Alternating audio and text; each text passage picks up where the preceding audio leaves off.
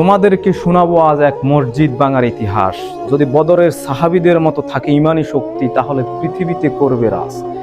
৩৩ বছর আগে ভারতের অযোধ্যায় বাবরি মসজিদ দিয়েছে ভেঙে কিছু হিন্দু উগ্রবাদী মানুষ। নতুন করে বাবরি মসজিদ নির্মাণ কাজ শুরু করেন হুমায়ুন কবির। উগ্রবাদীদের নেই কোনো হুঁশ। মুর্শিদাবাদের মাথা উঁচু করে দাঁড়াবে বাবরি মসজিদ, চারিদিকে বইছে খুশির ঢেউ।